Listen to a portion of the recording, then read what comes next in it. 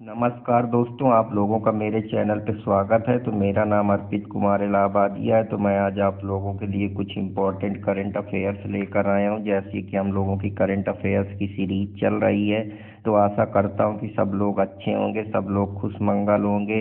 तो आप अपना काम करते रहिए, दूसरों के ऊपर ध्यान न दीजिए, क्योंकि उनके पास कोई अधिकार नहीं है कि जो आप कर रहे हैं उसको वो रोकें। क्योंकि अगर आप नहीं करेंगे तो वैसे भी कुछ नहीं होगा। कम से कम कुछ प्रयास तो करिए। तो प्रयास करते रहिए। तो अब मैं चलता हूँ, कुछ इम्पोर्टेंट आप लोगों के लिए करंट अफेयर से चीज़ें लाया हूँ, तो उस पर अब हम वन बाय वन डील करेंगे। तो जो यूनेस्को है उसने अभी हेरिटेज साइट लिस्ट के लिए कुछ जगहों को सूचित करने की बात करी। अब यूनेस्को क्या होता है? यूनेस्को एक प्रकार का कल्चर ऑर्गेनाइजेशन होता है जिसका हेडक्वार्टर पेरिस में है। जो ये बताता है कि ये एक प्रकार का इसका फुल फॉर्म है कि ये यूनाइट करता है सभी नेशन को जो सांस्कृतिक धरोहर है, विरासत है या सांस्कृतिक समृद्धि है, एक्सीलेंस है, हेरिटेज है, या जो भी सांस्कृतिक से की इम्पोर्टेंट चीज़ें हैं उनको प्रिजर्व करता है, उनका देख रेख करता है, उनके बारे में जानकारी एकत्रित करता है, ताकि एक जो पूरा वर्ल्ड का एक अच्छा कल्चर है उसको वो रिकॉग्नाइज कर सके। आने वाली जो जनरेशन है, जो हमारी फ्यूचर पीढ़ी है, उसके सामने वो चीज़ें प्रस्तुत हो सकें। उनका इतिहास जानता है, उस पर रिसर्च करता है, उसके बारे में जानकारी इकट्ठा करता है, जिससे जो साइंटिफिक कल्चर एक्सीलेंस को बढ़ा सके, उसके बारे में बात कर सके। तो जो कि पुरानी धरोहरें हैं, पुरानी संस्कृति हैं, उनको प्रिजर्व कर सके, उनके बारे में जानकारी एकत्रित कर सके, जिससे वो फ्यूचर तक वो इंफॉर्मेशन पहुंचती रहे। तो अभी 7 टेंटेटिव लिस्ट में जो ग्वालियर फोर्ट है, राजपूताना वॉरियर्स 6th सेंचुरी में, उसको टेंटेटिव डेट में कि इसको इंक्लूड कर सकता है। अभी करा नहीं, टेंटेटिव का मतलब है आकलन है कि आने वाले समय में। धमनार केव जो है वो मंदसौर डिस्ट्रिक्ट में धमार विलेज है, उसके बारे में बात हो रही है। भोजेश्वर महादेव टेम्पल जो भोजपुर भोपाल में है, 28 किलोमीटर कैपिटल सिटी से, जो लॉर्ड शिवा को डेडिकेट है, उसके बारे में बात कर रहा है। Due to the magnificent architecture, इसको हम सोमनाथ ऑफ द ईस्ट भी बोलते हैं। राजा भोज जो है उसने इसको कंस्ट्रक्ट कराया था 1010 और 1053 एडी के बीच। रॉक आर्ट साइट जो है वो चंबल वैली की है, उसके बारे में बात करता है। ये largest concentration rock art side है चंबल बेसिन में। खूनी भंडारा बुरहानपुर का जो एक यूनिक वाटर सप्लाई सिस्टम है बुरहानपुर में, उसके बारे में ये बात करता है, जिसको बनवाया था इब्राहिम खान खाना ने, बुल्ड कराया था 1615 में। अब गौड़ मॉन्यूमेंट जो मैकाला का रामनगर मंडला डिस्ट्रिक्ट में है, तो 1667 में इसमें हृदय शाह में मोती महल के किनारे, रिवर नर्मदा के किनारे मोती महल बुल्ड कराया था। गौड़ किंग जिनका नाम हृदय शाह था, तो इसको लिए गौड़ मॉन्यूमेंट मंडला का बोलते हैं। हमारे जो इंडिया में हेरिटेज साइट है, विश्व विरासत की जो सूचियाँ हेरिटेज है, उसके बारे में अभी इंडिया में कुल 42 यूनेस्को वर्ल्ड हेरिटेज साइट, मतलब 42 सांस्कृतिक धरोहर विरासत है, जिसमें से 34 जो है वो सांस्कृतिक है, 7 जो है प्राकृतिक है, और एक नेशनल पार्क है कंचनजंगा नेशनल पार्क, जो मिक्स टाइप का है। तो ये प्रकार से इंडिया में 6 मोस्ट साइट वर्ल्ड वाइड है। जो सबसे ज़्यादा सांस्कृतिक हेरिटेज है वो इटली में, इसके बाद चाइना में 57 है, इटली में 59 है, जर्मनी में 52 है, स्पेन में 50 है। तो जो पहला साइट है वो लिस्ट किया गया है अजंता के एलोरा में, सबसे पहले इंडिया में लिया गया। फिर आगरा फोर्ट के बाद फिर ताजमहल, जिसको 1983 में ताजमहल को वर्ल्ड हेरिटेज कमेटी के अंदर डाला गया। जो मोस्ट रिसेंट में अभी ऐड हुई है वो शांति निकेतन वेस्ट बंगाल की है, जो नोबेल लिटरेट हमारे रविन्द्रनाथ टैगोर, जिन्होंने जनगण मन लिखा है, सेक्रेड सिंबल होयसाला को, जो 42वीं साइट 2023 में घोषित किया गया। उससे पहले 41वीं साइट शांति निकेतन, जो कि निवास स्थान भी है रविन्द्रनाथ टैगोर का, जहाँ वो रविन्द्र संगीत से रिलेटेड बात करते हैं। तो इसके बारे में, इसकी विरासत को, इसकी समृद्धता को, इसकी कल्चर एक्सीलेंस को उन्होंने दर्ज करा है। तो जो इंडिया है वो 57 साइट अभी टेंटेटिव है आने वाले समय में। तो आशा करता हूँ कि आप लोगों को ये यूनेस्को टेंटेटिव वर्ड के बारे में पता चला होगा कि ग्वालियर फोर्ट है, धमनार केव है, भुजेश्वर महा टेम्पल है, अधिकतर एमपी में है, रॉक आर्ट साइट है, खूनी भंडारा बुरहान है, गोड़ मानूमेंट मंडला का है। तो ये सारी चीज़ों पे बात करता है।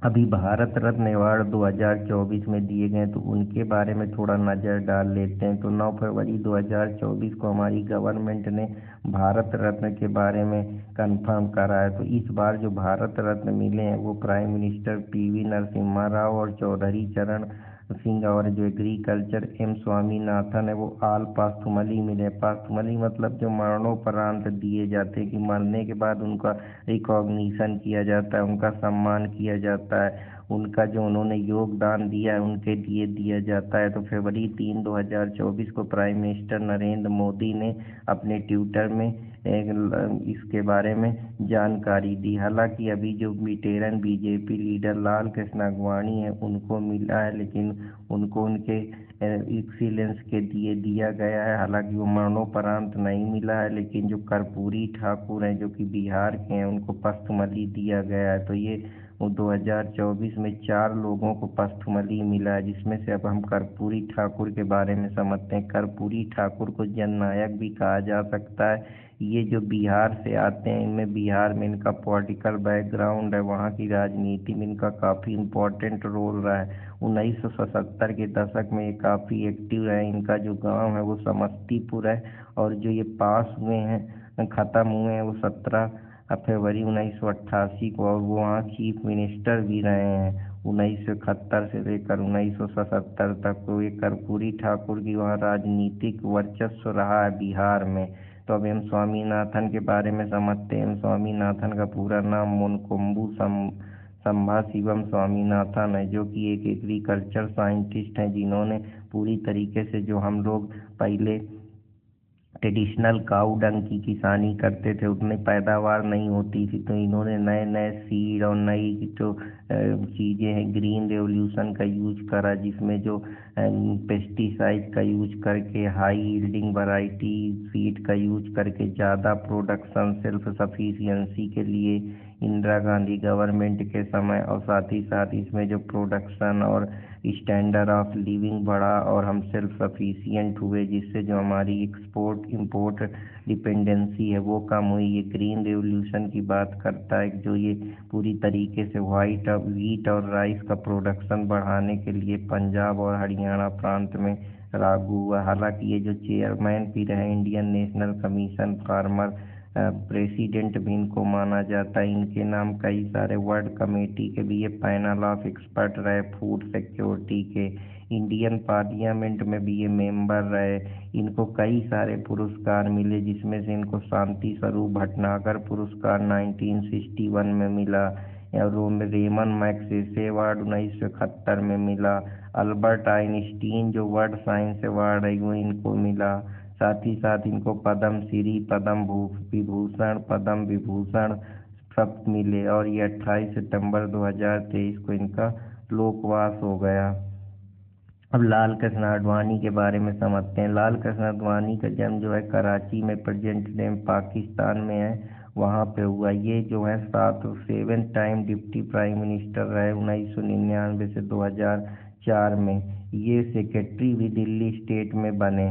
इन्होंने प्रेसिडेंट भारतीय जनता पार्टी का 3 बार ये प्रेसिडेंट भी रहे। तो ये लाल कृष्ण आडवाणी जो कि सीनियर लीडर हैं भारतीय जनता पार्टी के। चौधरी चरण सिंह के बारे में समझते हैं। चौधरी चरण सिंह के जन्म दिवस को ही किसान दिवस के रूप में मनाया जाता है। ये 5वें प्राइम मिनिस्टर इंडिया के हुए, जो कि एक फार्मरों के लिए इन्होंने बहुत कुछ करा। एग्रीकल्चर मिनिस्टर भी रहे ये 1952 में। इन्होंने उत्तर प्रदेश में जमींदारी जो सिस्टम था उसको हटाया, कि जो जमींदार थे जिनके पास ज़्यादा लैंड थे, इसकी वजह से जो लैंड का प्रॉपर डिस्ट्रीब्यूशन नहीं हो पाता था, जो मार्जिनल डिप्राइव सेक्शन थे उनको नहीं मिल पाता था, तो इस वजह से उसको कम करने के लिए, ताकि सबको इक्वालिटी और बराबर का डिस्ट्रीब्यूशन मिल सके, इसीलिए जो जमींदारी है उसको एबॉलिश करके सीलिंग एक्ट लगाए गए, ये सारी चीज़ें इसके अंदर आई। तो आशा करता हूँ कि आप लोगों को पसंद आया होगा। अब पामुलापत्थी वेंकटा के बारे में समझ लेते हैं, जिनका नाम है पामू पामुलापार्थी वेंकटा नरसिम्हा राव। तो ये नरसिम्हा राव के बारे में समझ लेते हैं। ये जो हमारे 9th प्राइम मिनिस्टर रहे इंडिया के। जो इनका जन्म हुआ वो 1921 में करीम नगर में हुआ। ही सर्वर 9 प्राइम मिनिस्टर इंडिया के रहे 1991 से लेकर 1996 बीच में।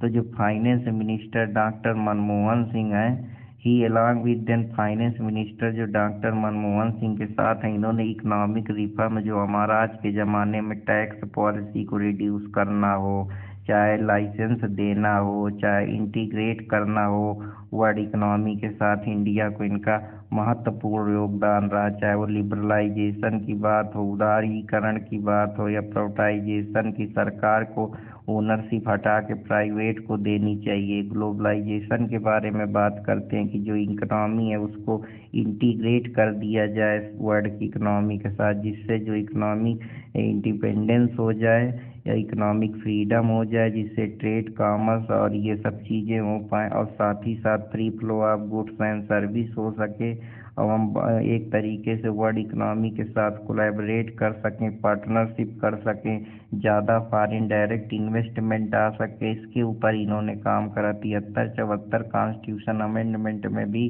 पीवी नरसिम्हा का काफ़ी रोल रहा। उन्होंने एक किताब सहस्त्र पन्ना, जो हिंदी ट्रांसलेशन है श्री विश्वनाथ सत्यनारायण के जो फेमस तेलुगु नोवेल है वही पदागलू, उसके बारे में भी एक अपना व्यू रखा। अब चलते हैं अगले क्वेश्चन की। अभी सुप्रीम कोर्ट ने जो इलेक्टोरल बॉन्ड की स्कीम है कि जब इलेक्शन से पहले जो ये चंदा लेते हैं उसके लिए जो कंपनियां हैं अननेसेसरली पैसा देती हैं और इसके बारे में कोई जांच पड़ताल नहीं कर सकता है, ना ही कोई पूछ सकता है, तो उसमें सुप्रीम कोर्ट ने फरवरी 2014 को ये जो अलग अलग जगह से पैसा आता है चंदा के रूप में स्टेट बैंक में जमा होता है, इसके बारे में जानकारी न मिलने के कारण इसमें सुप्रीम कोर्ट ने इसको अनकॉन्स्टिट्यूशनल करार दिया। उसने कहा कि 5 जज बेंच जो है chief justice of India DY Chandru ने ये कहा कि जो इलेक्शन राइट है वो राइट टू इंफॉर्मेशन का उल्लंघन करती है, जो आर्टिकल 19(1) में दिया है, freedom of speech and expression. आप जिस कंट्री में रह रहे हैं अगर वो यहाँ यही ना पूछ पाए कि ये पैसा कहाँ से आया, कहाँ इसका यूटिलाइजेशन होगा, कौन कौन दिए, और ना ही आप उसका डाटा डिस्क्लोज कर रहे हैं, तो ये जो बिजनेस माफिया हैं और जो ये हमारी पॉलिटिक्स है इनके भी नेक्सस बन जाएगा। इसीलिए क्रिमिनलाइजेशन ऑफ पॉलिटिक्स इतना हावी हो रहा है। और आप राइट टू प्राइवेसी के नाम पे अगर इस तरीके की बात करेंगे, जैसे अभी पीएम वो फंड बनाए उसमें किसी को कुछ ना बताए, तो काफ़ी इससे दुखी हुई। और सुप्रीम कोर्ट ने कहा कि हर आदमी का फंडामेंटल राइट है वो पूरी उसके पास ही, आपने अपने जिस गवर्नमेंट को अपनी बिल सरेंडर करी उसके सामने अगर आप पूछ ना सकें, जैसे बहुत सारे फिलोसफर हैं इसके बारे में, टीएच ग्रीन है, बात करते हैं, तो फिर उसका कोई मतलब है क्या? तो वही चीज़ है ना कि अगर ये पैसा कहाँ से आ रहा है, कितने लोग दे रहे हैं, ये फलानी कंपनी है, ढेकानी कंपनी है, ये फलानी जगह से आ रहा है, कंस्ट्रक्शन है, बहुत सारी साउथ की कंपनियां हजारों करोड़ की फंडिंग देते हैं। जब इनके पास चुनाव के नाम पे इतना फंड आ जाएगा तो फिर जो और फंड है ये फंड का यूटिलाइजेशन गलत जगह करेंगे, एक्सेसिव जो है पैसे की बर्बादी करेंगे, प्रचार करेंगे, और जो चीज़ें मना है कि आप सायरन नहीं लगा सकते, आप इतनी चीज़ों से ज़्यादा पैसा नहीं इन्वेस्ट कर सकते, तो ये जो जनता का पैसा है बर्बादी जाएगा, जिससे जो हमारा सोशल ऑर्डर डिस्टर्ब होगा, इकोनॉमिक इम्बैलेंस आएगा, जिससे प्रॉब्लम क्रिएट होंगी, लोगों को फिर वही भूखमरी और गरीबी, अनएम्प्लॉयमेंट देखने को मिलेगा। एक तरफ जो क्लास कॉन्फ्लिक्ट क्रिएट होने लगेगा, जो बड़े लोग हैं वो बड़े होते चले जाएंगे और हम अपने पैसा का जो पूल है उसके बारे में जानकारी भी नहीं ले सकते, तो ये गलत चीज़ है। तो इसमें जो हम लोग वोट देते हैं फिर उसका कोई वैल्यू नहीं रह जाएगा, वहाँ क्रिमिनलाइजेशन हावी हो जाएगा। फिर ये जो बैरोक्रेसी पॉलिटिक्स हैं, ये सब जो इलाइट ग्रुप है ये इलाइटे रह जाएगा, हम लोग की कोई वैल्यू नहीं रह जाएगी। तो इसलिए सुप्रीम कोर्ट ने हमारे लोगों का ध्यान रखते हुए न्याय के मंदिर ने इसके बारे में बात करी है। तो ये जो डबल प्रोपोर्शनैलिटी टेस्ट है कि एक प्रोपोर्शन में जो ध्यान में रख के एक बैलेंस अप्रोच के साथ, जिससे हम फंडामेंटल राइट और राइट टू इंफॉर्मेशन और प्राइवेसी का ध्यान में रखते हुए इंडिविजुअल का जो राइट है उसका भी ख्याल रखा जाए। जो स्टेट बैंक इंडिया ने ऑर्डर करे हैं कि ये जो भी इलेक्टोरल बॉन्ड उसकी डिटेल फर्निश करे। अब गुस्सा इस वजह से गया था सुप्रीम कोर्ट के, कह रहा था अभी लंच का टाइम है, अभी हम आ नहीं सकते। तो कब सुप्रीम कोर्ट का, अच्छा मुझसे तुम बड़े बास हो, हमसे ज़्यादा तुमको काम, क्योंकि ये खा खा के जितने पब्लिक ऑफिसर होते हैं सब बहिला गए हैं, काम करने का इनका मनन करता नहीं है, कुछ करना चाहते नहीं है। अब कोई अगर मान लीजिए जब सुप्रीम कोर्ट को इस तरीके से कह दें तो आम आदमी हो तो क्या कहते होंगे। तो अब इसी से अंदाजा लगा लीजिए कि समस्या कितनी डिप्राइव हो चुकी है। अब इलेक्टोरल बॉन्ड के बारे में समझते हैं। जो इलेक्टोरल बॉन्ड है वो मंथ फरवरी 2017 को यूनियन बजट में अनवेल किया गया कि जो farmer finance minister Arun Jaitley ने इलेक्टोरल बॉन्ड स्कीम के बारे में पहली बार जानकारी दी। तो ये जो यूनियन बजट है 2 जनवरी 1988 को इसके बारे में नोटिफिकेशन निकला। तो ये एक प्रकार का प्रोमिसरी नोट है, मतलब ये गवर्नमेंट के द्वारा जारी किया जाता है कि जाइए अगर आपको फंड की ज़रूरत है तो आप फंड ले सकते हैं। तो ये फंड लेने के लेकिन एक तरीका बनाया गया है, प्रॉमिस करी गई कि हाँ हम ये नोट जारी कर रहे हैं, आप जाके स्टेट बैंक ऑफ इंडिया में अपने ब्रांच में जाके मल्टीपल डोमिनेशन की जो हैं वो चीज़ें उन पे आप ले सकते हैं, जिसमें से आप अपना पैसा जमा कर सकते हैं, इशू कर सकते हैं। इसमें आप इलेक्शन के लिए बॉन्ड भर सकते हैं। जैसे इस बॉन्ड में ये 10,000 रुपया का बॉन्ड दे सकते हैं, 1,000 का बॉन्ड दे सकते हैं, 1 लाख का बॉन्ड दे सकते हैं, 10 लाख का बॉन्ड दे सकते हैं, 1 करोड़ का बॉन्ड दे सकते हैं। ये चीज़ें तो सब सीमित है, चलो दे सकते हैं, लेकिन समस्या तब क्रिएट होती है जब ये जो पैसा आ रहा है इसके बारे में आप जानकारी नहीं मांग सकते, आप ये नहीं पता कर सकते कि पैसा आया कहाँ से, कौन सी कंपनी दी, कितना फंड कहाँ कहाँ से आया, किस चीज़ के लिए यूटिलाइज हुआ, उस फंड की प्रॉपर ऑडिटिंग कहाँ हुई, कितना पैसा किस जगह लगा, एक्सेसिव तो नहीं यूज हुआ। तो जब आप अपने इस तरीके से इंफॉर्मेशन नहीं ले सके तब गुस्सा आ गई सुप्रीम कोर्ट की कि ये तो बहुत बड़ा घपला है। इस तरीके से जो नेशनल पार्टी और बहुत सारे इसमें से लोग होते थे, पार्टी बनाते थे, फिर बैठ जाते थे और पैसा पूरा घोट जाते थे, कोई जानकारी होती नहीं थी, कोई प्रॉपर मैकेनिज्म और रूल्स थे नहीं। तो इस वजह से इसकी प्रॉब्लम क्रिएट हुई। तो आशा करता हूँ कि आप लोगों को ये भी पसंद आया होगा, और पसंद आया तो कृपया चैनल को लाइक सब्सक्राइब करना ना भूलें। ये कहीं ना कहीं जो इक्वल प्रोटेक्शन लॉ देता है या इक्वालिटी बिफोर लॉ है उसका भी उल्लंघन करता है। आर्टिकल 21 जो कहता है no person shall be deprive except procedure establish by law. तो जो राइट लाइफ है, जो प्रोसीजर बनाया गया उसके विरुद्ध जाके अगर आप इस तरीके के कांड करेंगे तो सब खेल करने के नए नए तरीके बनाए गए थे। तो इसके लिए सुप्रीम कोर्ट ने संज्ञान लिया और इसमें काफ़ी ज़्यादा गहन स्क्रूटनी करने के बाद ये निष्कर्ष में पहुंची, इस पे पूरी हीयरिंग होने के बाद कि ये अनकॉन्स्टिट्यूशनल है, क्योंकि ये राइट टू इंफॉर्मेशन का उल्लंघन है। हमारे आर्टिकल 19 जो right to freedom speech and expression को ही ये, जब जिस सोसाइटी में आप रह रहे हैं वही इंदिरा गांधी वाली सिचुएशन की, अब ना आप कुछ बोल सकते हैं ना आप रिट फाइल कर सकते हैं। इस तरीके की प्रॉब्लम, अगर कोई अपनी बात भी नहीं रख सकते तो फिर हमारे इस डेमोक्रेसी का मतलब क्या है, जहां आप कहते हैं कि लोगों का राइट है, पीपल का राइट है, to the people for the people, Abraham Lincoln की बात करते हैं। तो ये सब चीज़ों का भी ध्यान रखना जरूरी है।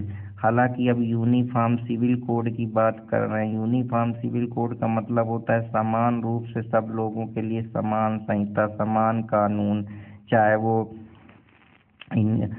उसके गिफ्ट की बात रही हो या हिंदू मुस्लिम के जो अलग अलग कस्टम है, नियम है, रूल्स बने हैं, उनके अलग अलग धर्म है कि हम लोग कॉन्स्टिट्यूशन से नहीं, हम लोग का जो कॉन्स्टिट्यूशन है वो शरीयत के हिसाब से चलेगा। लेकिन आप जिस भारत देश में रह रहे हैं वहाँ कॉन्स्टिट्यूशन के हिसाब से गवर्नमेंट होती चलती है। पॉलिटिकल सिस्टम चलता है, देश चलता है। तो आपको भी यूनिफॉर्म सिविल कोड की अगर ज़रूरत पड़ेगी, हालांकि ये समस्या इस वजह से है क्योंकि जो कम्युनिटी हैं वो हिंदू मुस्लिम अलग अलग प्रकार की हैं, तो उनके कस्टम जो है वो डिफ़र करते हैं।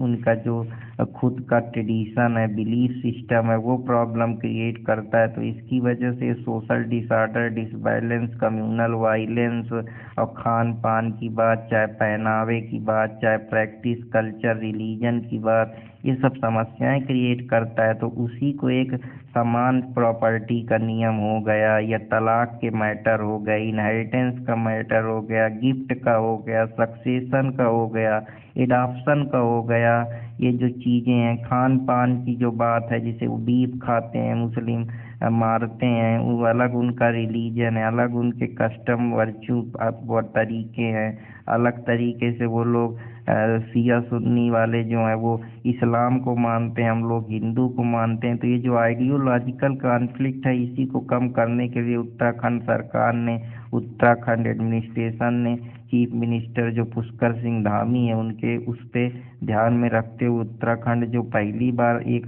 कानून बना रहा है जिससे वो समान लोगों को समान ट्रीटमेंट दे सके, चाहे वो मैरिज की बात हो, चाहे वो डिवोर्स की बात हो, चाहे वो इनहेरिटेंस प्रॉपर्टी की बात हो। जिससे क्या है, एक high level committee Uttarakhand government के द्वारा सुप्रीम कोर्ट के जस्ट जो रंजन पी देसाई हैं वो इस पे चेयरमैनशिप करेंगे, जो उत्तराखंड जो यूनिफॉर्म सिविल कोड के बारे में अपने विचार रखेंगे, बताएंगे कि कैसे इसको इम्प्लीमेंट करा जाए, क्या तरीका। गोवा ही एक कंट्री है जो अब तक पूरी तरीके से पहला स्टेट है जहाँ यूनिफॉर्म सिविल कोड है, सब लोगों के लिए समान कानून है। इसमें यही है कि ये एक्ट मंडेट करेगा जो यूजीसी उत्तराखंड में बनाया जाएगा। इसमें 60 दिन के अंदर मैरिज के लिए रजिस्ट्रेशन करना जरूरी है। अगर कोई रजिस्ट्रेशन आप नहीं करते हैं शादी के लिए तो आपको 10,000 और 3 महीने की जेल भी हो सकती है। अगर कोई भी मैरिज डिजॉल्व नहीं होगी बिना कोर्ट के आर्डर की, ऐसे ही ख़त्म कर दो, फतवा जारी कर दो, ये सब काम नहीं है। इसके लिए 3 साल का पनिशमेंट है। सेक्शन 4 ये कहता है कि नीदर पार्टी है स्पाउस, वही है कि अब जो पहले मुसलमान 2, 3, 4, 5 शादी करते थे, अब वो संभव नहीं है। Neither party as living a time, कोई भी जब पार्टी स्पाउस उस समय मैरिज के समय नहीं होनी चाहिए। पूरी तरीके से आप बिगैमी और पोलीगैमी कि एक आदमी 2 वाइफ नहीं रख सकता है, ये सब बंद है। सेक्शन 28 जो है वो कहता है कि जो इनिशिएशन डिवोर्स प्रोसीडिंग की होगी वो तभी होगी जब 1 साल शादी के हो चुके होंगे, उसके पहले 1 साल के पहले आप डिवोर्स नहीं दे सकते हैं। तो सेक्शन 28 कहता है। सेक्शन 4 कहता है कि कोई भी स्पाउस लिविंग नहीं रह सकती है, दो स्पाउस लिविंग नहीं रह सकती है, उसके लिए 10,000 रुपया आप रजिस्ट्रेशन अगर नहीं कराते और 3 साल की सजा भी है।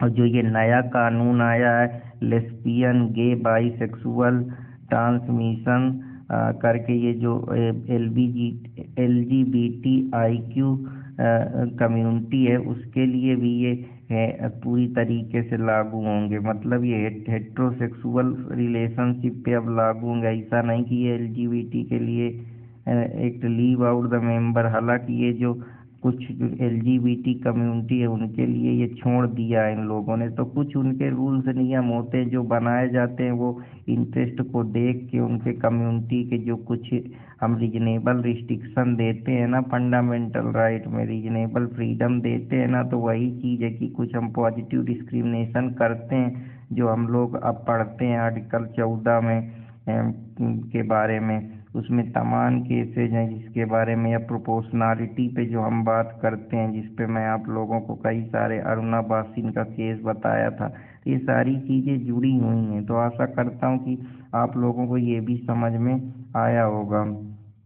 ये जो एक्ट है वो पूरी तरीके से सबको इक्वल प्रॉपर्टी राइट बात करता है, चाहे सन हो या डॉटर हो, सबको बराबर मिलेगा। जैसे हमारा सेक्शन 8 जो है हिंदू मैरिज, हिंदू सक्सेशन का एक्ट, पहले ही जो हमारी बेटियां थी उनको अधिकार नहीं था प्रॉपर्टी में, अब बराबर का अधिकार देता है। तो ये जो जेंडर इक्वालिटी है इसको भी ये लोग ध्यान में रख रहे हैं। एडॉप्टेड चिल्ड्रेन कोई हो, चाहे वो लिव इन रिलेशनशिप में रह रहा हो या वाइडेबल मैरिज में हो या सोरोगेसी में हो, सबको अब इक्वल प्रॉपर्टी राइट मिलेगा। The will has abolish the concept, जो इलिटिमेट चिल्ड्रेन होते थे उसको इसमें जगह नहीं दी गई है। सेक्शन 378 ये मैंडेटरी कर दिया है कि अगर पार्टनर लिविंग रिलेशनशिप में रह रहे हैं within the state they are, तो उनको ऐसा मान लिया जाएगा कि वो रेसिडेंट है उत्तराखंड के, चाहे रेसिडेंट हो चाहे ना हो।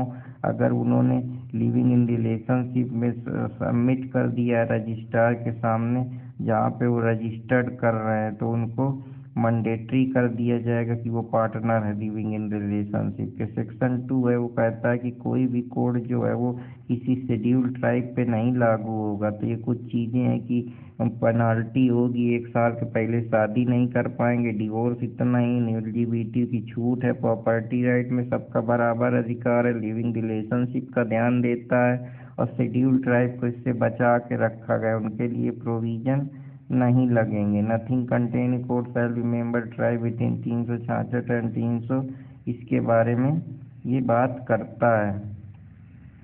तो आशा करता हूँ कि आप लोगों को ये समझ में आया होगा। अयोध्या राम मंदिर के बारे में अभी बना है, इसके बारे में काफ़ी जो कम्युनलिज्म वाले कम्युनल वायलेंस क्रिएट हुआ है या सेकुलरिज्म की बात है, उस पर मैं बात करूँगा कि ये मंदिर अयोध्या राम मंदिर का जो अयोध्या राम जन्मभूमि है उस पे जो तमाम बड़े बड़े महंत पंडित हैं कि यहाँ मंदिर था, यहाँ मस्जिद था, उस पर सुप्रीम कोर्ट ने पूरी सुनवाई करी। हमको नया जो ग्रांट हुआ इस्माइल फारूकी का केस है, उस पर सब मैं डिटेल में बात करूँगा। आशा करता हूँ कि आप लोगों को ये भी पसंद आएगा। जनवरी 22, 2024 को जो हमारे राम मंदिर टेम्पल का हिस्टोरिक शिलान्यास किया गया नरेंद्र मोदी के द्वारा, इसके बारे में रामलला जो हमारे उनकी आइडल को अनवेल किया गया, प्राण प्रतिष्ठा की गई। प्राण प्रतिष्ठा में prime minister Narendra Modi,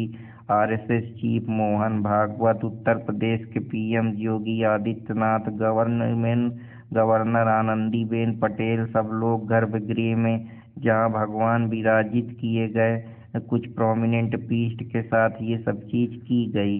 prime minister ने पहली बार जो है अनवेल करा Jatayu on the promise of Ayodhya Ram temple में उन्होंने अनवेल करा, जटायु प्रॉमिसेस को नाम दिया। मंगल ध्वनि में कई सारे ट्रेडिशनल म्यूजिक इंस्ट्रूमेंट भगवान के राज्य गर्भगृह में बजाए गए, उनकी प्राण प्रतिष्ठा में किए गए, जिसमें से तमाम मंगल ध्वनि, तमाम गाने और तमाम प्रकार के वहाँ सिंगर, ये सब लोगों ने एक पूरा भव्य जो एक हमारा सांस्कृतिक या हमारे कह सकते हैं सनातन धर्म जो हमारा हिंदू सांस्कृतिक है उसका पूरा ध्यान रखते हुए रामलला की विचारों को बताया गया, उनके बारे में बात की गई, उनके योगदान के बारे में बताया गया, रामलला की जीवनी के बारे में, सब चीज़ों के बारे में पूरा एक प्राण प्रतिष्ठा की गई उनको एक जगह से दोबारा से उस मंदिर पे उनको प्रतिष्ठित किया गया। उनके धर्म के बारे में, उनके आइडियल के बारे में, उनके कंडक्ट के बारे में,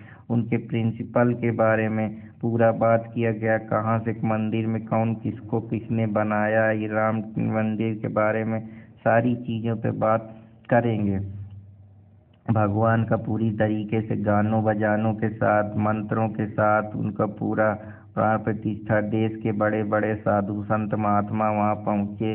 तो इसके बारे में बात करते हैं। जो इसको राम टेम्पल का जो आर्किटेक्चर बनाया वो अयोध्या के पोएट यतीन्द्र मिश्रा के द्वारा वो किया गया। ग्रांड म्यूजिक रेंडिशन जो सपोर्ट किया गया, बहुत सारे जो हमारे सांस्कृतिक धरोहरें हैं जैसे संगीत नाटक अकेडमी के द्वारा जो जाने माने हमारे परफॉर्मर हैं, क्लासिकल संगीत या जो भगवान के लिए भक्ति से रिलेटेड गाने भजन गाए गए, जिसमें से बहुत सारे इंस्ट्रूमेंट अलग अलग लोगों ने बचाया। पखवाज, फ्लूट एंड ढोलक जो उत्तर प्रदेश के अंगोजा पंगास से संतूर आया, मध्य प्रदेश से संतूर आया। तंबूतरा छत्तीसगढ़ से आया। शहनाई दिल्ली की आई। घटम आंध्र प्रदेश का आया, पखवाज बिहार से आया, हुडका उत्तराखंड से आया। तो ये कुछ मेजर इंस्ट्रूमेंट हैं जो इंक्लूड किए गए, जिसमें से पखवाज ढोलक उत्तर प्रदेश की, अलगोरा पंजाब का, संतूर मध्य प्रदेश का, शहनाई दिल्ली की, तंबूला छत्तीसगढ़ का, घाटम आंध्र प्रदेश का, संतूर गुजरात का। तो ये कुछ चीजें हैं। मंगल ध्वनि में बत्ते लोग मौजूद हैं। अब कोई प्राण प्रतिष्ठा होगी तो जितने वीआईपी हैं देश के सब जाएंगे। राम मंदिर के बारे में बात होगी, भगवान की आइडियोलॉजी, भगवान का कंट्रीब्यूशन क्या है, आज के ज़माने में उनकी थिंकिंग पर्सपेक्टिव क्या है, हर चीज़ पे बात होगी। ये मंदिर को किसने बनाया, कहाँ से क्या सामान आई, कौन सा पत्थर लगा, सब यही होगा। तो अयोध्या राम टेम्पल के बारे में समझते हैं। अयोध्या राम टेम्पल एक 3 स्टोरी बिल्डिंग बनाई गई है। जो स्टाइल है ये मंदिर बनाया गया है, ये नागरा स्टाइल के आर्किटेक्चर पे बेस्ड है। प्राइम मिनिस्टर ने इसका फाउंडेशन जो रखा, शिलान्यास किया था, वो अगस्त 5, 2020 को करा था। हालांकि ये बन के 4 साल में तैयार हुआ है। तो ये नागरा स्टाइल का मंदिर है और ये अगस्त 5, 2020 को बन के तैयार हुआ है। अब क्या क्या फीचर हैं इस अयोध्या राम टेम्पल के, उनके बारे में जरा बात कर लेते हैं। तो जो आर्किटेक्चर इसको करा है वो चंद्रकांत भाई सोमपुरा और उसके 2 संत, निखिल सोमपुरा और आशीष सोमपुरा के द्वारा किया गया है। आर्किटेक्ट जो है वो चंद्रकांत भाई सोमपुरा हैं और निखिल सोमपुरा है, आशीष सोमपुरा है। जो डिजाइन की एडवाइस दी गई कि कैसे ये बनाया जाएगा, तो ये IIT Guwahati, IIT Chennai, IIT Bombay, CBRI Roorkee, ये सब लोगों का इस पे योगदान है डिजाइन देने में। आईआईटी जो हमारा institution, Indian institute of Guwahati, Indian institute of technology Chennai, IIT Bombay. Construction company जो हमारी आपकी लार्सन एंड टर्बो जो गुड़गांव की कंपनी है, उसने इसको बनाया है। Construction company Larsen and turbo. Project management company जो है टाटा कंसल्टेंसी इंजीनियरिंग सर्विस ने इसका प्रोजेक्ट मैनेजमेंट किया है। डायमेंशन इसका है, ईस्ट में 360 फीट, विथ में 235 फीट, हाइट में 161 फीट है, ईस्ट से वेस्ट में 360 फीट है, 235 फीट है। टेम्पल का जो एरिया है वो 2.7 एकड़ में बना है ये टेम्पल। आर्किटेक्चर को जो हाईलाइट करा गया है, इसके आर्किटेक्चर में 392 पिलर हैं, जिसमें से 44 जो डोर बनाए गए हैं, 44 डोर हैं, 352 पिलर हैं। हंसिए नहीं, ये सब चीज़ें अब एग्जाम में पूछी जाती, इसलिए इन पे सीरियस रहना जरूरी है। 3 स्टोरी, 352 पिलर है, 44 डोर है। बाउंड्री वॉल इसमें कितनी, इसमें 772 मीटर लॉन्ग सराउंडिंग वॉल है, जो कि द्रविड़ स्टाइल टेम्पल में हाइब्रिड कैरेक्टरिस्टिक में बनाई गई। मंडप इसमें 5 मंडप हैं, जिसमें से भगवान कहाँ नाचेंगे वो नृत्य मंडप है, रंग मंडप है, सभा कहाँ बैठेंगे सभा मंडप, नृत्य मंडप, रंग मंडप, प्रार्थना कहाँ प्रेयर करेंगे प्रार्थना मंडप, कहाँ कीर्तन करेंगे प्रार्थना कीर्तन, नृत्य। भगवान है तो कई सभ्य कलाओं से भरपूर है। इसमें 5 मंडल है, नृत्य मंडल, राग मंडल, प्रार्थना मंडल, कीर्तन मंडल। जो ग्राउंड फ्लोर है, शुरुआती वाला फ्लोर, वो भगवान के स्टोरी के बारे में, उनके बर्थ के बारे में, उनके चाइल्डहुड के बारे में राम भगवान के बताता है। फर्स्ट फ्लोर जो है लॉर्ड राम दरबार के बारे में पहला स्टोर में बताया। परकोटा जो है वो सराउंडेड रेक्टेंगुलर कंपाउंड वॉल बनाई गई, जिसको परकोटा कहते हैं। मेन राम मंदिर का जो है वो रिलीजियस स्ट्रक्चर है, जिसको हम पंचयातन स्ट्रक्चर बोलते हैं। टेम्पल जो डेडिकेट है वो सूर्य देवी के लिए, सूर्य देव के लिए, भगवती के लिए, गणेश भगवान के लिए, लॉर्ड शिव के लिए। पूरी जो हमारी हिंदू फिलॉसफी है, हिंदू डॉक्ट्राइन, संस्कृति है, हिंदू कल्चर है, हिंदू जो हमारा पूरा रीति रिवाज है, हिंदू का जो हमारी पूरी आइडियोलॉजी है, उसको ध्यान में रखते हुए टेम्पल को सूर्य देव, देवी भागवती, गणेश भगवान, लॉर्ड शिवा, माँ अन्नपूर्णा, नॉर्थ में लॉर्ड हनुमान साउथ में रखे गए हैं। रामलला का जो स्टैचू है उसमें रामलला को बालक राम के रूप में दिखाया गया है। जो रामलला है वो पूरी तरीके से स्क्रप्टेड है, जिसमें गणेश भाट है, अरुण योगीराज जो है इन लोगों ने इसको स्क्रप्चर करा है, जिसमें अरुण योगीराज, गणेश भट्ट एंड सत्यनारायण पांडे तो लोगों ने इसको स्क्रप्चर किया और बालक रूप में भगवान राम को रखा है। ये जो बना ये ब्लैक स्टोन की बनी है, कृष्णा शिला स्टोन। इसका वेट 150 ग्राम से 200 ग्राम के बीच में है। जो स्क्रप्चर अरुण योगीराज मैसूर कर्नाटक से आते हैं वो इसके मेन सिलेक्टर हैं गर्भगृह को बनाने में। तो जो अरुण योगीराज हैं वो मैसूर से आते हैं, बालक रूप में दिखाया गया। इसमें भगवान सूर्य, देवी गणेश और माँ अन्नपूर्णा, लॉर्ड हनुमान जी की मूर्ति रखी गई है।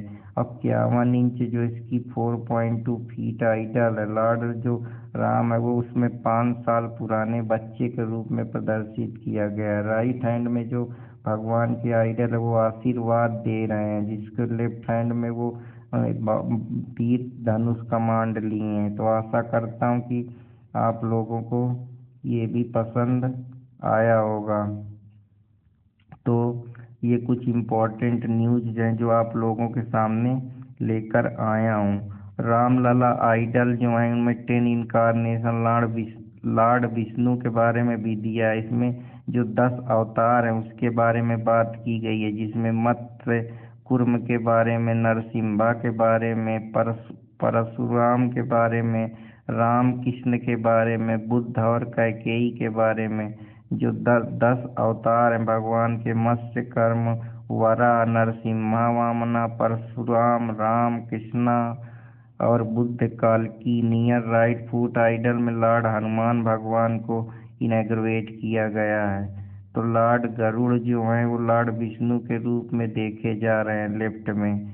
जो हिंदू रिलीजियस का सिंबल स्वास्तिक और ओम सिंबल ये भी बना है।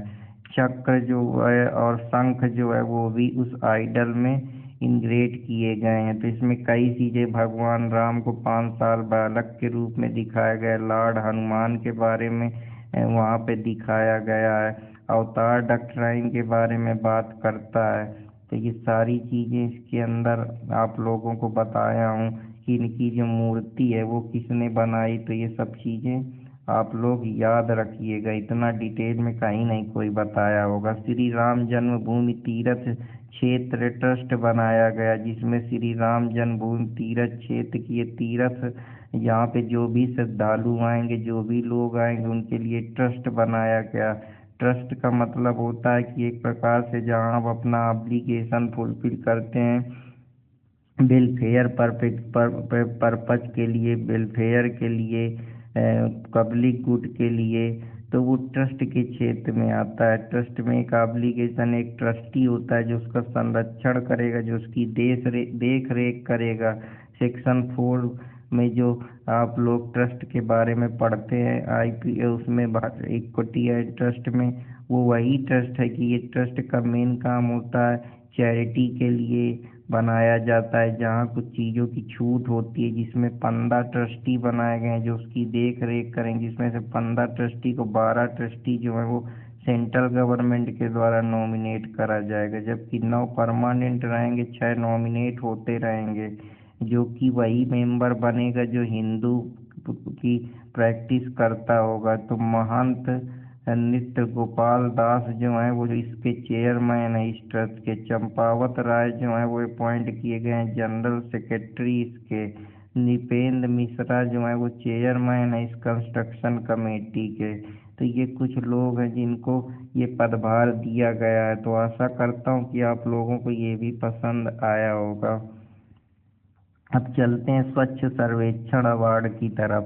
Prime minister president Shri Draupadi Murmu के द्वारा ये स्वच्छता से रिलेकर जो हम बात करते हैं, स्वच्छ जिससे क्लाइमेट चेंज ना हो, कोई पॉल्यूशन ना, हेल्थ जैसी प्रॉब्लम ना हो, इन्वेस्टमेंट हो, ईज ऑफ डूइंग बिजनेस बेहतर हो, तो स्वच्छ सर्वेक्षण के लिए भारत मंडपम पे अवार्ड दिया गया। ये जो स्वच्छता की बात है, ये ministry of housing and urban affair के अंदर आता है। इसमें 13 कंट्री जो है जिनको क्लीन सिटी का दर्जा दिया गया, वहाँ कोई वेस्ट नहीं है, साफ सफाई है, वेस्ट मैनेजमेंट की टेक्निक का यूज करते हुए क्लीन है, कोई गंदगी नहीं है, कोई बीमारी नहीं है, कोई स्लम इलाका नहीं है, या पूरी तरीके से वो क्लीन सिटी है, ग्रीन सिटी है, उसके बारे में बात करता हूँ। 13 अवार्ड सिटी में इसमें क्लीन सिटी, क्लीनेस्ट कंटेनमेंट है, सफाई मित्र, सुरक्षा, Ganga town, best performing state. इसमें 4477 सिटी को एसेस करा गया है, जिसमें से 61 को कंटेनमेंट एरिया टाउन घोषित करा गया है, 88 को गंगा टाउन की तरह देखा जा रहा है। तो ये लार्जेस्ट अर्बन सैनिटरी सर्वे वर्ल्ड का है, जो स्वच्छ सर्वेक्षण है। हम संसार के सबसे ज़्यादा अर्बन सैनिटरी सर्वे कर रहे हैं। तो इसमें क्या है, इसके बारे में बात करते हैं। जो इस बार का 2023 का थीम है कि जो बेस्ट है वही वेल्थ है। जो भी कचरा है, अभी इस बार अभी आप लोग बजट में, गवर्नमेंट में, अभी प्राइम मिनिस्टर को देख ही रहे होंगे, हमारे नरेंद्र मोदी साहब ने अभी संसद में बेस्ट के मैनेजमेंट के बारे में बताया कि इस बार जो बेस्ट मैनेजमेंट से उन्होंने 26,000 करोड़ रुपया की प्रॉफिट अर्निंग की है। तो बेस्ट जो है वो वेल्थ है। 9 ईयर स्वच्छ भारत मिशन जो है उसके पूरे हो चुके हैं कि 1 तारीख 1 घंटा 1 साथ कैंपेन लॉन्च किया गया है कि 1 तारीख को 1 घंटा 1 साथ सब लोग स्वच्छता की बात करेंगे, झाड़ू झाड़ू लगाएंगे और स्वच्छ रखेंगे। स्वच्छ भारत मिशन जो हमारा है कि स्वच्छ हो, कहीं भी गंदगी ना हो, जिससे कोई भी प्रॉब्लम ना क्रिएट हो, कहीं भी कोई डिसीज ना क्रिएट हो, सब स्वस्थ रहें। स्वस्थ मन निरोगी काया जो हम लोग पढ़ते हैं कि नया संकल्प है, नया प्रकल्प है, कि जैसा हम लोग संकल्प लेंगे वैसा ही हम लोग का प्रकल्प। जो ये गाना कैलाश खेर के द्वारा रिलीज किया गया, जो कि एक सिंगर है, कैलाश खेर के कई गाने हैं, तेरी दीवानी, ये सब। तो अब उसके बारे में ज़्यादा बात नहीं करूँगा। आज हम लोग यहाँ अब आगे पढ़ते तो स्वच्छ सर्वेक्षण अवार्ड 2023 का जो ऑल इंडिया में सबसे ज़्यादा साफ सुथरा सिटी है वो इंदौर है। इसके बाद मुंबई तीसरे नंबर पे आई है। ऑल इंडिया क्लीन सिटी में जो पॉपुलेशन जिसकी 1 लाख से कम है वो संसवाद है। क्लीनेस्ट कंटेनमेंट बोर्ड जो है वो माहू का कंटेनमेंट बोर्ड है। बेस्ट सफाई मित्र सुरक्षित शहर जो है वो चंडीगढ़ है। क्लीनेस्ट गंगा टाउन में रैंकिंग 1 में वाराणसी आया है। क्लीनेस्ट गंगा टाउन रैंकिंग 2 में जो है वो प्रयागराज आया है। टॉप सिटी जिनकी पॉपुलेशन 1 लाख से ऊपर है उसमें इंदौर सबसे ऊपर है, फिर सूरत सबसे साफ है, फिर नवी मुंबई महाराष्ट्र का है। जिनकी पॉपुलेशन 1 लाख से कम है उसमें छत्तीसगढ़ है। लोनावाला है महाराष्ट्र का। टॉप स्टेट कौन से है, महाराष्ट्र है सबसे ऊपर, फिर मध्य प्रदेश दूसरे नंबर में, छत्तीसगढ़ तीसरे नंबर में है। टॉप जो गंगा सिटी है वो वाराणसी है। प्रयागराज है, बिजनौर उत्तर प्रदेश का है। तो आशा करते हैं कि आप लोगों को ये भी पसंद आया होगा। अब हम लोग देखते हैं कि हम लोग हायर एजुकेशन के सर्वे करते हैं कि हमारा एजुकेशन कैसा परफॉर्म कर रहा है, एजुकेशन में क्या कमी है, कौन कौन सी हमारे एजुकेशन की रैंकिंग क्या है। जो सर्वे होते रहते हैं कि हम कहाँ पे स्टैंड करते हैं। तो अभी all India survey on higher education 2021 के बारे में कि हायर एजुकेशन का स्टेटस क्या है, तो ये मिनिस्ट्री के द्वारा जनवरी 25, 2024 को कंडक्ट किया गया। अभी सर्वे की कुछ बातें समझ लेते हैं। जो टोटल इनरोलमेंट अभी हो रहा है, कितने लोग नामांकन हायर एजुकेशन ले रहे हैं, पीएचडी कर रहे हैं, एमबीबीएस एमडी कर रहे हैं, और भी इंजीनियरिंग में कोई कर रहे हैं, कोई पोस्ट ग्रेजुएशन कर रहा है। तो जो हायर एजुकेशन है वो अब 3.5 करोड़ से लेकर जो 4.5 करोड़ तक पहुंचने वाला है, जिसमें से 91 लाख जो स्टूडेंट हैं इन लोगों ने इनरोल करा है। फीमेल इनरोलमेंट का जो रेशियो है वो 2.7 करोड़ से लेकर 2.1 करोड़ है। मतलब अब महिलाएं भी पढ़ लिख रही हैं। जो आउटलुक है लोगों को वो चेंज हो रहा है। महिलाएं भी पढ़ाई पे ध्यान दे रही हैं और उनको छूट भी मिल रही, सरकार इंसेंटिव दे रही है, स्कॉलरशिप दे रही है, लोन दे रही है। तो चीज़ें अब बदल रही हैं। मतलब हम पॉजिटिव तरफ में जेंडर इक्वालिटी या जेंडर एजुकेशन में बढ़ रहे हैं। इनरोलमेंट ऑफ एसटी एजुकेशन जो है वो 2 लाख से लेकर 16.4 लाख तक चल रहा है। तो in case of ST female student का जो इनरोलमेंट रेशियो है कि अब जो मार्जिनलाइज सेक्शन के हैं उनको भी गवर्नमेंट स्कीम के जरिए, इंसेंटिव के जरिए, ग्रांट के जरिए, स्कॉलरशिप के जरिए उनको ऊपर ला रही। तो 80% इसमें इंक्रीज देखने को मिल रहा है। तो ये कुछ इम्पोर्टेंट खबर मैं आप लोगों के लिए लेकर आया हूँ। तो माइनॉरिटी स्टूडेंट का भी इनरोलमेंट देख लेते हैं। तो जो माइनॉरिटी का मतलब है जो ज़्यादा स्टूडेंट मेजॉरिटी में नहीं, जैसे हिंदू के जो स्टूडेंट हैं वो माइनॉरिटी में, जो छोटी जाति से आते हैं जैसे मुस्लिम हो गया, सिख हो गए, जैन हो गए, ये सब लोग क्या है माइनॉरिटी में। माइनॉरिटी का मतलब ये भी है जनसंख्या बेसिस पे कि माइनॉरिटी स्टूडेंट जो एसटी एससी से आते हैं, अदर बैकवर्ड क्लासेस से आते हैं, इसमें फीमेल माइनॉरिटी स्टूडेंट का जो इंक्रीज है मतलब बढ़ा है। इससे हमको ये समझ में आ रहा है कि अब हम लोग जेंडर जो हमारा जीईआर है इसके बारे में मैं बात करता हूँ। तो ये जीईआर जो है ये जेंडर पैरिटी इंडेक्स, जो जीपीआई, जो पैरिटी जो चेंज देखने को मिल रहा है, जो एक हम कह सकते हैं कि डिफरेंस है पॉपुलेशन प्रोजेक्शन की। महिलाएं जो हैं वो ये इस एज से आ रही हैं, जैसे इनकी 28% इंक्रीजमेंट देखने को मिल रहा है। जो फीमेल का जीईआर है वो 28 पॉइंट से लेकर, तो ये सारे डाटा हैं। तो इस पे यही बात है कि अब जो जीईआर है वो मोर देन मेल जीआर, मतलब जो फीमेल हैं वो महिलाओं से ज़्यादा एक्टिव है पढ़ाई लिखाई में।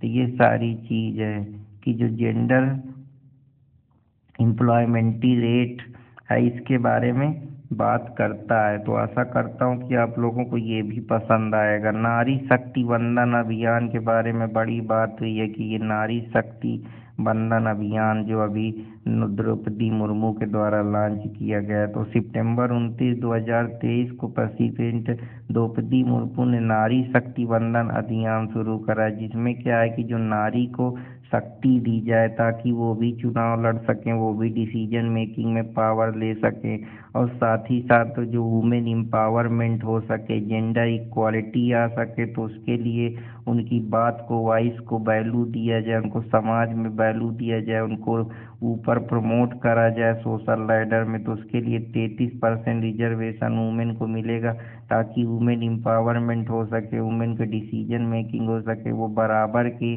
भागीदारी अपनी सुनिश्चित कर सके जितना मेल क्या है, जिससे जो हम कह सकते हैं कि एक प्रकार से जेंडर इक्वालिटी आए। तो जिसमें से 33% रिजर्वेशन वुमेन को लोकसभा और स्टेट असेंबली में दिया जाए।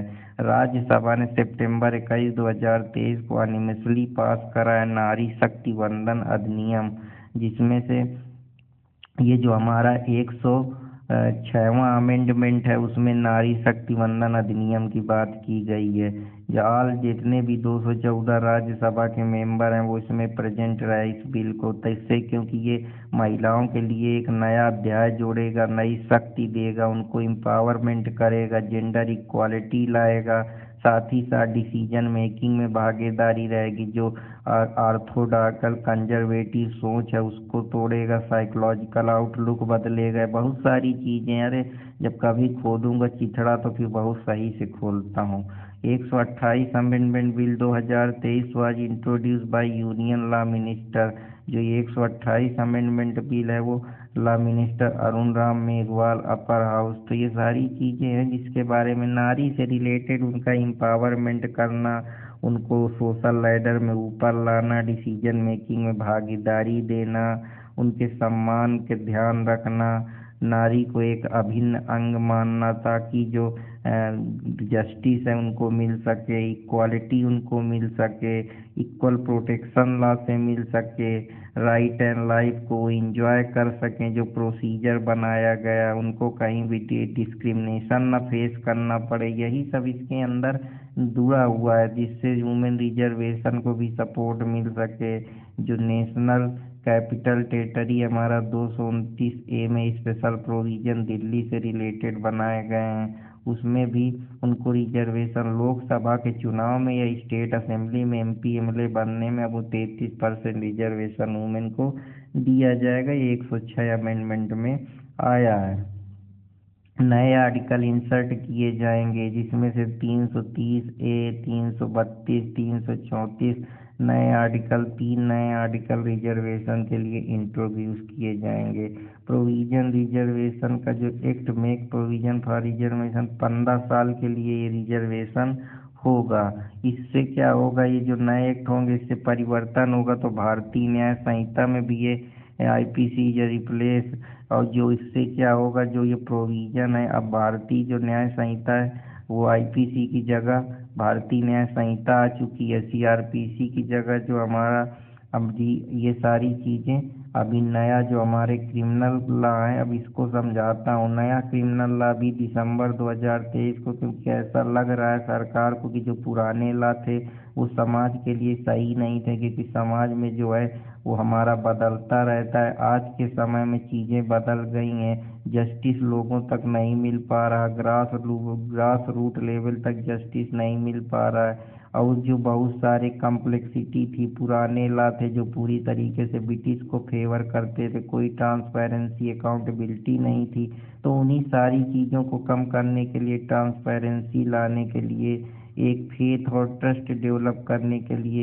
एक यूनिफाइड लॉ सिस्टम पूरी कंट्री को बनाने के लिए इसमें कुछ अमेंडमेंट की ज़रूरत हमारी सरकार को लगी, क्योंकि ये जो पूरे थे ये ब्रिटिश सुप्रीमेसी ऑटोनॉमी को सपोर्ट करते थे। लेकिन आज के ज़माने में जो हमारी सोसाइटी एडवांस हो रही है, हम पोस्ट मॉडर्निज्म की तरफ जा रहे हैं, तो हमें अपना लॉ ऑर्डर भी मजबूत करना ज़रूरी है।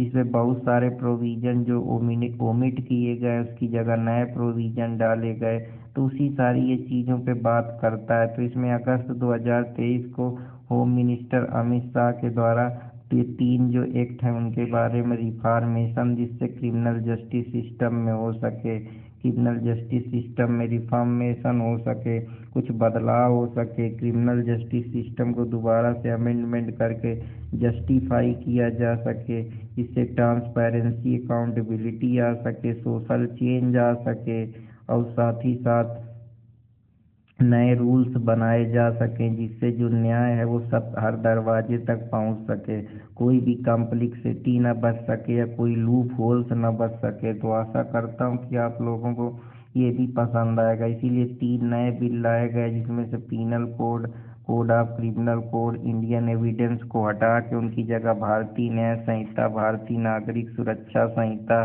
भारतीय साक्ष्य अधिनियम, क्रिमिनल जस्टिस सिस्टम में ये सारे भारतीय न्याय संहिता में नए प्रोविज़न जोड़े गए, जिसमें से 109 में ऑर्गेनाइज क्राइम के बारे में, 110 में पेटी ऑफेंस के बारे में, 111 में ऑफेंस अगेंस्ट टेररिस्ट के बारे में, 150 में जो है वो एक्ट इंडेंजर टू सोवरेनिटी, जो आपका पहले यहाँ पे आप लोग सेडिशन पढ़ते थे SG वाम भटकरी का, उसमें सुप्रीम कोर्ट ने कहा कि सेडिशन आज के ज़माने में सही नहीं है, क्योंकि वो कहीं ना कहीं ब्रिटिश सुप्रीमेसी को दिखाता है। तो हम 150 में आज एक्ट की हमारे सोवरेनिटी इंटीग्रिटी को जो चीज़ें खतरा कर रही हैं, चाहे वो कास्ट हो, चाहे कम्युनल वायलेंस हो, या कोई अनलॉफुल असेंबली हो, या कोई promoting infinity to the religion हो, ये सारी ये डिस्टर्बेंस हो किसी भी प्रकार का, तो ये सब अब act endanger sovereignty of unity या इंटीग्रिटी में आ गए हैं। 302 में जो पहले मर्डर था उसमें स्नैचिंग डाल दिया गया है। तो ये कुछ नए प्रोविज़न है जहाँ पेटी ऑफेंस, टेररिज्म से रिलेटेड ऑफेंस, स्ट्रेंजर से सोवरेनिटी इंटीग्रिटी, स्नैचिंग के बारे में और भी बहुत सारे प्रोविज़न ऐड किए गए हैं। जो पनिशमेंट था गैंग रेप का, अब उसमें से 20 साल इम्प्रीजनमेंट उसके लिए दे दी गई है। पहली टाइम कैपिटल पनिशमेंट जो है इंट्रोड्यूस किया गया है मॉब लिंचिंग के लिए अपार्ट फ्रॉम जो 7 ईयर या लाइफ इम्प्रीजनमेंट दिया था, उसके अलावा अगर मॉब लिंचिंग करेंगे तो उसमें भी जो पनिशमेंट है वो 7 आप लोगों को कैपिटल पनिशमेंट मतलब मृत्यु का पनिशमेंट दिया है। जो हमारा और जजमेंट है उसमें पनिशमेंट कैपिटल पनिशमेंट है कि अगर आप इस तरीके का अपराध करें तो आपको फांसी ही दी जाएगी। भारतीय नागरिक सुरक्षा संहिता में 230 जो है फॉर्मल प्रोविजन ऐड किया गया है, जो ये कहता है कि एक्यूज और विक्टिम के पास FIR जो है वो 14 दिन के अंदर एक्यूज जो है वो प्रोड्यूस करे। ये सारी चीज़ें कापी ले सकता है। एक्ट आल्सो इसमें अब 0 FIR भी है कि किसी भी जगह से आप FIR दर्ज कर सकते हैं। भारतीय साक्ष्य अधिनियम जो है वो ये एडमिनिस्ट्रेशन करता है, जिसमें अब इलेक्ट्रॉनिक डिजिटल रिकॉर्ड को भी एविडेंस की कैटेगरी में डाल दिया गया है और डॉक्यूमेंट्री एविडेंस की भी बात करता है। तो आशा करता हूँ कि आप लोगों को ये भी पसंद आएगा। पटना हाई कोर्ट ने स्टक डाउन कर दिया कि 65% जो कोटा बिहार वाले मांग रहे हैं, तो उसकी बारे में बात कर लेते हैं। तो जून 2024 को पटना हाई कोर्ट ने इस अमेंडमेंट को सेटिसाइड कर दिया, जो बिहार लेजिस्लेचर के द्वारा रिजर्वेशन जो बैकवर्ड क्लासेस था या एक्सट्रीमली बैकवर्ड क्लासेस के लोग थे वो या शेड्यूल कास्ट या शेड्यूल ट्राइब का जो 50% का रिजर्वेशन थे उसके 65% के एजुकेशन इंस्टीट्यूशन या गवर्नमेंट में जॉब में जो वो लोग रिजर्वेशन मांग रहे थे या कोटा मांग रहे थे, उसको पटना हाई कोर्ट ने स्टक डाउन कर दिया है। नवंबर 2023 को बिहार गवर्नमेंट ने गजट नोटिफिकेशन को निकालते हुए कोटा को जो 50 से 60% की बात करता था या 35% जो पोस्ट थी वो जनरल कैटेगरी के कैंडिडेट को गवर्नमेंट सर्विस में मिलेंगी, कि जो 35% पोस्ट होंगी वो टोटली जो जनरल कैटेगरी के कैंडिडेट होंगे गवर्नमेंट सर्विस में मिलेंगी, जिसमें public interest litigation Patna high court में फाइल की गई और पटना हाई कोर्ट ने 65% कोटा को बिहार को खारिज कर दिया। तो ये कुछ इम्पोर्टेंट आज आप लोगों के लिए लेकर आया था करेंट अफेयर्स। तो अब वही कहूँगा ना कि दोस्तों, अगर आप परेशान हो, घबराए हो तो घबराना नहीं है, क्योंकि ज़िंदगी में अगर तंग आ गए हैं तो ज़िंदगी ज़रूर आपको एक मौका भी देगी अच्छा करने का। तो साहिल लुधियानवी की शायरी लाया हूँ कि तंग आ चुके हैं कसमकस ए ज़िंदगी से हम, ठुकरा ना दे जहाँ को कहीं बेदिली से हम। तो जो लोग आज आपको बुरा भला कह रहे हैं, जहान आपको कह रहा है कि ये बनेंगे ये तैयारी करेंगे, उनको कहने दीजिए, इतना कुछ कठिन नहीं। अगर आप मेहनत करेंगे करते रहेंगे, क्योंकि लोगों का काम कहना है, लोग कहते रहेंगे। आप अगर पैसे नहीं कमाएंगे तो आपकी समाज में कोई वैल्यू नहीं होगी। आप चाहे जितना पढ़ लिख लें, पढ़ लिखने के साथ आप मेहनत करते रहिए, सीखते रहिए, क्योंकि अगर आप पढ़े लिखेंगे तो उसका फ़ायदा मिलेगा।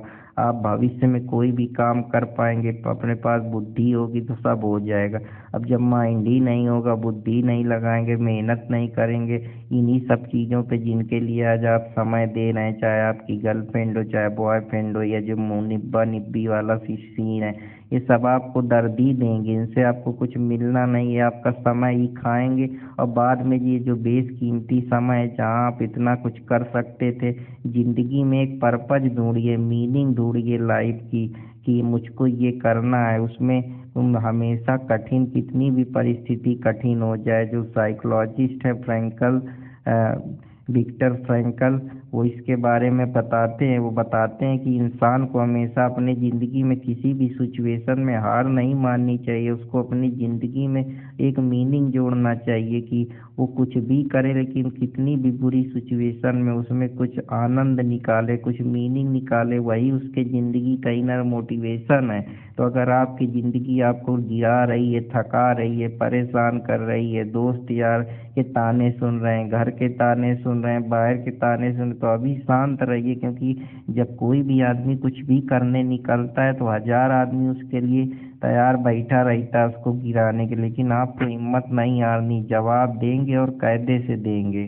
तो विक्टर फ्रैंकल का है कि मैन सर्चिंग फॉर मीनिंग। तो आप अपने ज़िंदगी में कोई भी काम करिए, उस पर मीनिंग जोड़िए।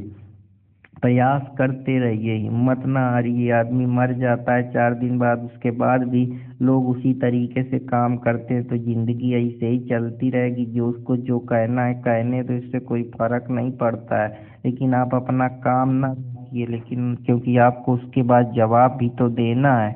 और कितना खूब कहा है मार्कस ऑलियस ने कि if you can also commit injustice by doing nothing. अगर आप दिन भर पड़े हैं, कुछ कर नहीं, खा लिए, सो रहे हैं, तो ये तो सभी करते हैं, तो फिर आप तो मानव और जानवर में अंतर क्या रह जाएगा। आप जिंदगी में कहाँ सोचेंगे? जब आप बूढ़े होंगे तो यही सोचेंगे कि जब मेरी जवानी में करने की उम्र थी तब तो मैं कुछ करा ही नहीं।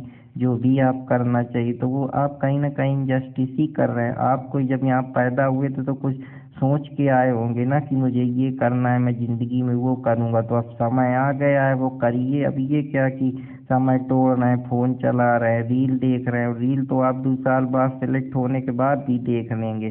तो इन सब चीज़ों से निकलिए, मेहनत करते रहिए, जहाँ भी जाना है, जिस चीज़ के लिए प्रयास करना है। और चैनल मेरे अर्पित इंस्पायरिंग वर्ड से जुड़े रहें। अर्पित लीगल फ्रेटर्निटी, अर्पित कुमार इलाहाबादिया को भी सब्सक्राइब करते रहें।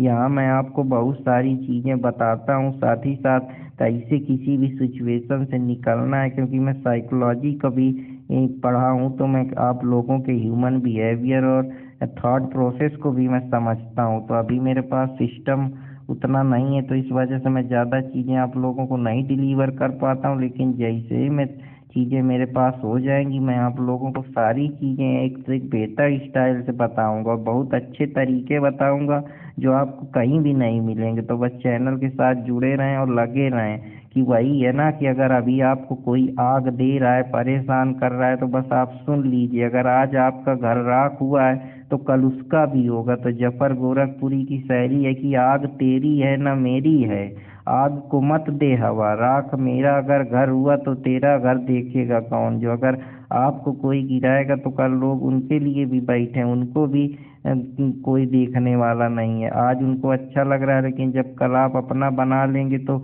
आप उनको जवाब देंगे तो उनको भी तो बुरा लगेगा। तो आग को हवा ना दे, आपके अंदर जो आग है उसको कोई भड़काए ना। अगर भड़का दे तो फिर आप भड़क जाइए। ऐसा भड़किए कि करने के बाद ही बताएंगे कि हम कौन हैं। और अगर कोई ये कहता है कि तुम मेरे बिना ना रह पाओगे, तो ये हक उसको बोलने का नहीं है। क्योंकि यहाँ कोई भी आदमी हो, आदमी अगर दो औरत और पुरुष रहते हैं, पुरुष मर जाता है तो औरत उसके बिना जीती है कि नहीं जीती इस संसार में। तो ये अगर काम कहे कि पैसा का ये सिर्फ हक है कि मेरे बिना नहीं रह पाओगे, कि अगर रुपया नहीं होगा तो क्या खाओगे, क्या पियोगे, किसके उद्देश्य से रहोगे।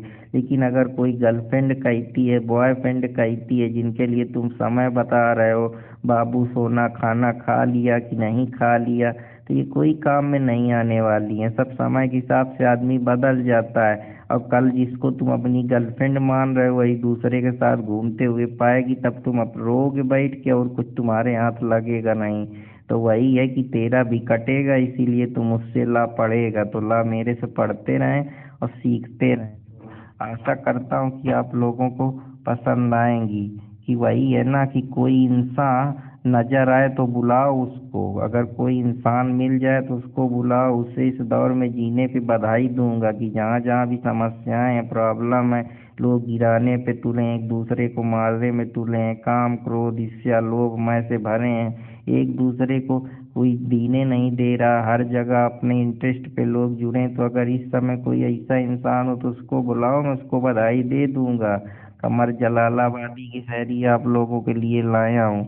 कि वही है ना कि सक्सेस एक दिन में नहीं मिलती, उसके लिए लगातार प्रयास करना पड़ता है। और लगे रहिए, कंसिस्टेंटली एफर्ट डालते रहिए, आप जरूर सफल होंगे। और मेरी शुभकामनाएं। अर्पित कुमार इलाहाबादिया के चैनल पे जुड़े रहे। अगर इंसान है तो फिर कोई भी वसूल उनसे टकरा जाइए। वसीम बरेलवी की शायरी है कि वसूलों पे जहाँ आ चाहे टकराना जरूरी है, और जो जिंदा हो तो फिर जिंदा नजर आना जरूरी है। और अगर जिंदा हो तो फिर जिंदा दिखना चाहिए।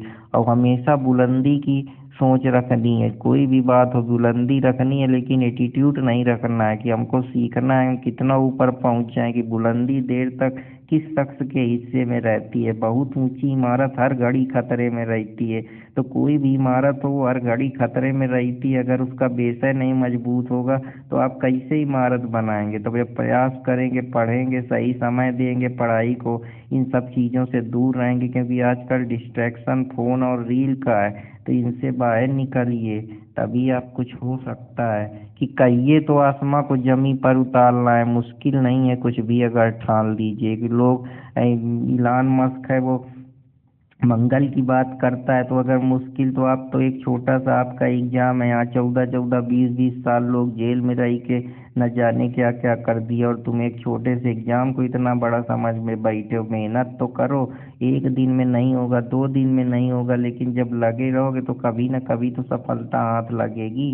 क्योंकि परसिवरेंस मांगता है सक्सेस। कभी जो भी लोग सफल हुए वो एक दिन में थोड़े लगे हैं सफल हुए, लगे रहे, मेहनत करते रहे, तभी उनको परिणाम मिला है। तो आप भी मेहनत करते रहें, लड़ते रहें, अपने भाई अर्पित कुमार इलाहाबाद जी के चैनल से जुड़े रहें, और हम लोग साथ मिलकर मचाएंगे। परेशान ना होइए, मेहनत करते रहिए। और जो कह रहे थे कि जीना मुहाल है तुम बिन बिछड़ के, वो मुझसे 2 दिन भी उदास ना रहे।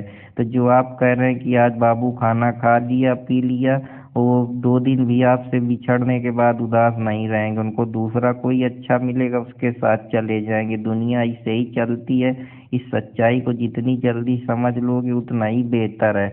जिंदगी में हमेशा वाइज बनिए, बुद्धिमान बनिए, कि अगर आज एक्सक्यूज देंगे तो कल आपके लिए कठिन होगा। इसलिए आज डिसिप्लिन करिए, आज मेहनत करिए, आज अपने को इतना बेहतर बना लीजिए कि कल किसी के सामने जाए तो आदमी सिर्फ आपकी एक झलक लेने के लिए, जिसकी आप आज एक झलक लेने के लिए व्याकुल हैं, कल वो अगर आपकी एक झलक लेने के लिए व्याकुल ना हो तो फिर जिंदगी जीने का मतलब क्या है। तो क्यों दूसरों के तरुए चाटना है। अपने ऊपर प्रयास करेंगे, अपनों को बेहतर बनाएंगे, कि लोग हमसे मिलने के लिए तड़पें। जिसके लिए आज आप तड़प रहे हैं, कल अगर वो आपके लिए न तड़पे तो फिर कोई बहादुरी है क्या।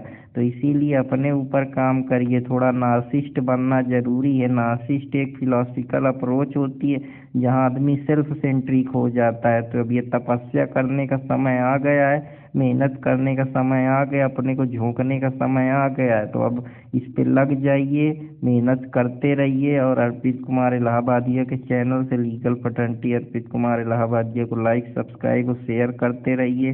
तो फिर मिलूंगा कोई नए टॉपिक के साथ दोस्तों, और करंट अफेयर्स की महत्वपूर्ण चीज़ें आप लोगों के सामने लाऊंगा। तब तक इजाज़त दीजिए।